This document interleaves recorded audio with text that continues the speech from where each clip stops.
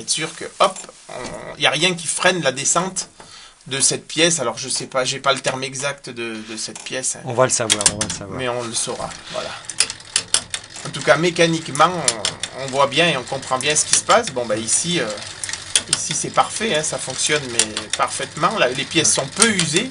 Là aussi, on voit bien que c'est peu usé. Hein. Toutes ces dents sont correctes, très correctes. Hein. Donc, arrivé au bout, ben, on arrête la sonnerie parce qu'on tombe, voilà, dans le creux de la came qui est derrière. Alors que l'autre, ben, ça passe trop vite et ça n'a pas le temps de descendre à Sainte-Catherine. Donc on fait des tours supplémentaires et un tour supplémentaire, c'est un coup de sonnerie supplémentaire. Et en parlant d'usure, ça c'est une horloge de 1921, oui. Qui est donc plus vieille que celle de Sainte-Catherine, qui est de 1933. Voilà. Et pourtant, la plus récente et la plus usée. Oui, parce qu'à Sainte-Catherine, ben, depuis 1933, elle a fonctionné non-stop. Tandis qu'ici, il y a eu des interruptions, certainement par défaut de remonteur assidu.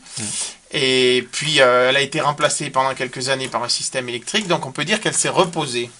Elle n'a jamais été trop sollicitée, elle a fonctionné certainement un bon nombre d'années quand même, mais relativement moins que celle de Sainte-Catherine qui a fonctionné non-stop depuis 1933, et donc à force, ben, voilà, l'usure est plus marquée sur une qui a fonctionné sans arrêt, forcément. Parfait. Donc là, on va prendre l'escalier pour voir la petite cloche associée à cette horloge. Voilà, donc c'est un braillard et c'est une cloche militaire, bien qu'on voit un Christ. Mais là-haut, je lis bien marqué Génie 1821. Donc c'est une cloche militaire puisque nous sommes dans l'enceinte de Mont-Dauphin, édifiée par Vauban, avec à l'horizon là des bâtiments militaires. Une église, l'église Saint-Louis je crois, incomplète.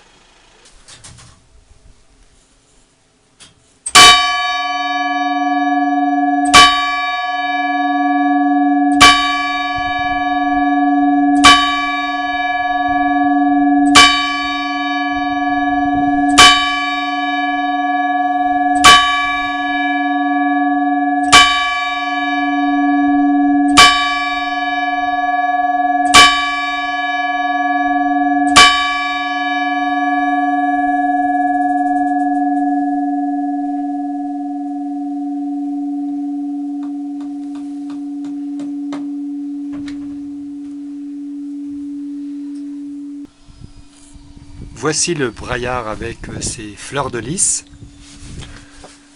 L'inscription Gauthier et Vallier Fécite. Et ici l'inscription Mont-Dauphin Génie 1821. On retrouve un Christ. Et ici un symbole classique.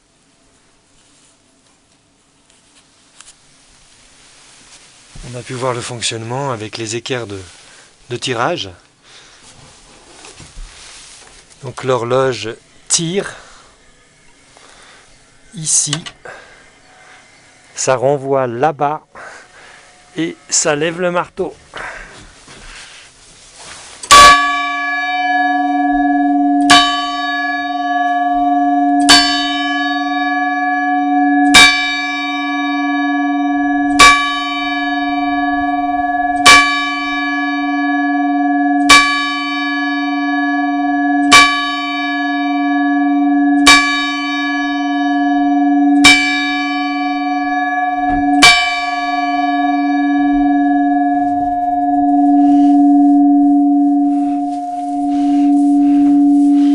Ici, on trouve une Vierge à l'enfant